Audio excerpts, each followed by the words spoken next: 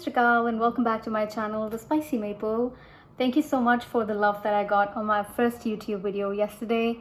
Once again, my name is TJ, and in today's video, I am going to talk about how I came to Canada on a visitor's visa. Yes, you heard it right. I came to Canada on a visitor's visa, and I'm going to tell you a lot more details about the kind of documentation and whatever eligibility criterias I had to meet to ensure a smooth transition from India to Canada. So if you're interested in watching this video, please like this video and hit the subscribe button. I'm a little new at this, so it's gonna take a while, but I'm sure I'll get there. Okay, so first things first, why did I come to Canada on a visitor's visa? It all started when last year my husband actually applied for a student visa in Moncton, New Brunswick. New Brunswick is one of the provinces of Canada, and we really liked a university for him, which was Crandall University. He was interested in studying further, completing his master's, so he applied for a study permit, and right at the same time, it was May 2021, that is when I applied for my spousal open work permit. People who are aware about this would know about the SOWP, that's what it's called. And I applied for it, and we hired a consultant who's based out of Canada in Ontario, and our application was filed almost together. I mean, I applied when Sid got his study permit, you know, he got the approval, and my biometrics was completed in the month of July. That was because we had lockdown in Delhi, and all the VFS offices were closed. And once my biometric was completed, and of course the medical was also completed, my file was complete, and there were no updates on the application as such. I mean, they had not even started, you know, reviewing my eligibility. My medicals did not pass. I mean, you know, there was absolutely no update on my GC key. And by August, it was time for my husband to fly to Canada, because we had to make a decision. Crandall University had sent you know, like an email to all the students that we would really request you all to come and attend classes in person, because they were going to start with offline classes, which is that you have to come to the college to be present physically to attend the classes. And of course, it was a very difficult time. It was an extremely tough situation because I was still waiting on my SOWP approval, but we had to take a decision, and we decided that Sid should actually travel, and August 28th, 2021 is when he flew from New Delhi. He went to Cairo first, because at that time there was a third country requirement for anyone who was traveling from India. So he had to stay there for like about a day or two, I think. And then he reached Canada on September 1st, 2021. Since then, I had not really gotten any update on my particular application for SOWP. And it had been over a month and a half, you know, since my husband was in Canada, and we decided that we should probably apply for a visitor's visa and see where the situation takes us. So once again, for my SOWP, which was my spousal open work permit, we consulted someone. I mean, we hired a consultant. However, for our visitor visa, we decided that there's no one who knows our situation better, and maybe we should be applying for the visitor's visa ourselves. So we did a lot of research around, you know, what is it that we really need to portray to the visa officer who would be looking at the visitor visa file. Now, that brings me to a very important point. Guys, it is extremely important that you be absolutely transparent with the Canadian government. I know a lot of times your consultants would tell you, you know, hide a particular information, or you don't need to tell something. You know, it's just a minor detail, and you don't really need to tell it to the visa officer, because they'll just reject your file. And just because you get so scared of a denial in your visa, you actually hide some information, or your consultant tries to tell you to, you know, I mean, misrepresent certain details. we were very certain from the beginning that if we want to apply for a visitor visa for myself, we have to be absolutely honest. So now comes the important part.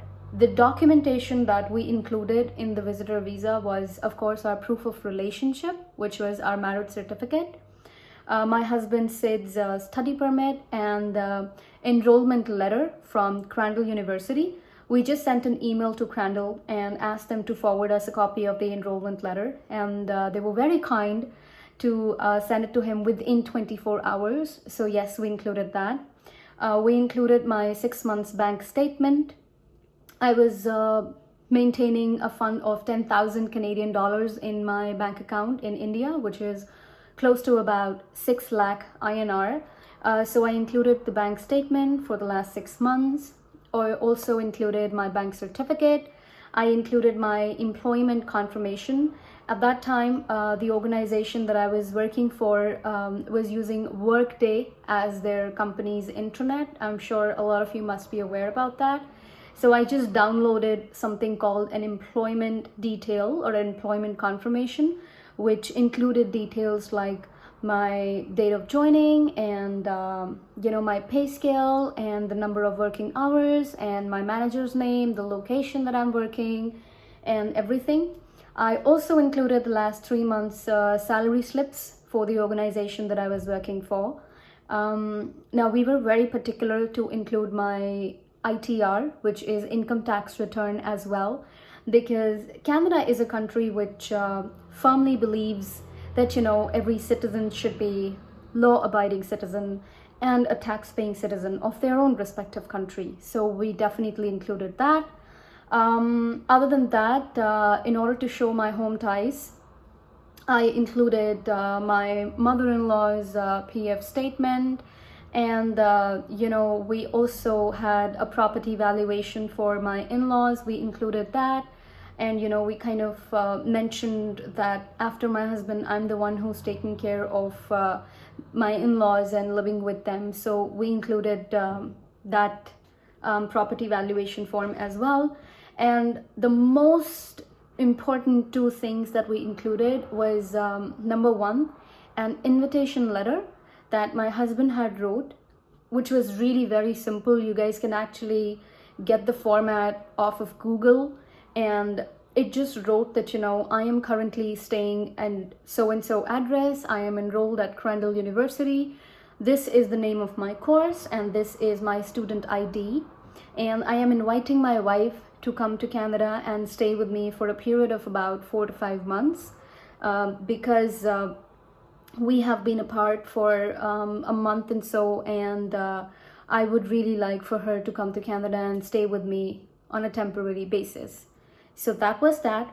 And the second most important thing was something that we call a letter of intent.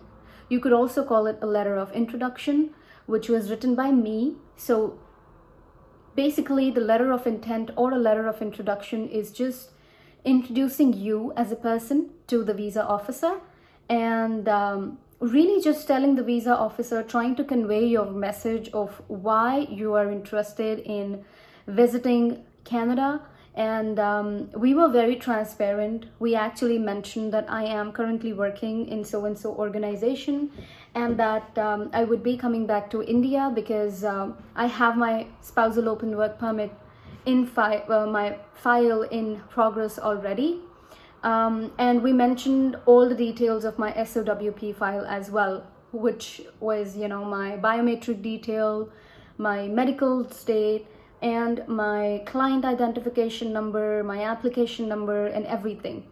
And we were very particular in writing the letter of intent or the letter of introduction, where we wrote, we spoke a little bit about our relationship, and I mentioned about how my in-laws are alone now that my husband is not there in India, right? And we even mentioned about our spousal open work permit details, as I mentioned that, we know that we want the work permit, but till the time I do not receive the work permit, I would like to be able to at least visit my husband. And I specifically mentioned that I am fully vaccinated with Covaxin, and I am going to abide by all the laws and all the rules, and I know that I'm not supposed to work on a visitor visa. All of this was done. Now this was October 18th, 2021, when we really applied for our visitor's visa on the new portal for IRCC. I'm going to, just mention a link down below in the description box. And in the month of November and in the month of December, I did actually send few emails to Delhi Immigration, because that is where all the temporary resident files are being processed. And visitor visa is also considered as a temporary resident visa. So it's a TRV, right? I did send, an email that there has been no progress either on the SOWP or the visitor's visa. And Diwali has passed and New Year's has passed. And, I would really just like to meet my husband and be there with him for at least about 4 to 5 months so we could be reunited. And thankfully, just a day after my brother's birthday, which was January 24th, is when I actually got a correspondence letter. Now, that correspondence letter was actually a travel exemption letter. And I was kind of confused because I did not understand that why did I get a travel exemption letter and what does it actually mean. And then the next day, I got my PPR. So PPR is passport request, where you have to send the passport to the VFS office.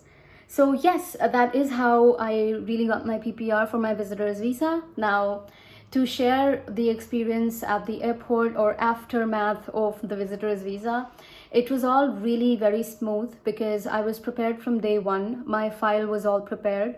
To give you a little background, I included my biometric validity letter, I included my PPR, I included my medicals.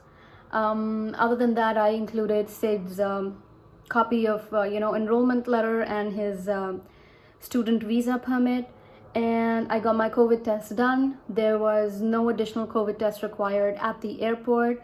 I downloaded the ArriveCan app about, I think, a day before my flight. I chose a direct flight without going through any consultant. It was an Air India flight because I did not want to, go through any trouble of a connecting flight, or I was not even sure if the rules would change for a third country. So we just booked a direct flight.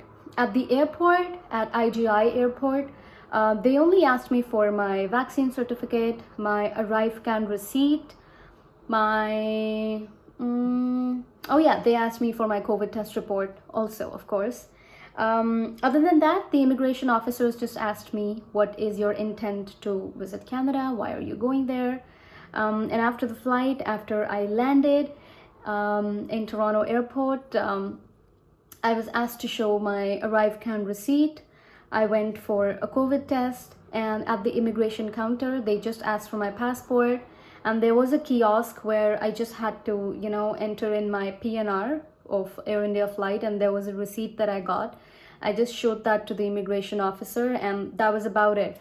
So yeah, unlike a lot of people, how they tell you that, the visa gets stamped for so-and-so date, there was absolutely no stamp on my passport. But I'm gonna make another video on my airport experience and the entire experience on really the immigration departments in India and Canada, because otherwise this video is gonna get really long.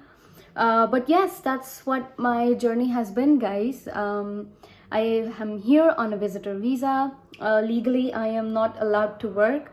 So no, I'm not working anywhere. And me and Sid are really particular about the fact that no matter how much anyone recommends that, you could work on cash or something like that, we're absolutely not interested. There's a lot of hard work, a lot of sacrifices, a lot of adjustments that we've made in our lives just to be able to reach here. And there's absolutely nothing that we would put on stake, just to be able to earn some money. So I understand that right now I would not be able to earn money, but thankfully my husband has a part-time job, and I think that's just, so far it's going great. I am waiting for my spousal open work permit approval. I have already raised a web form.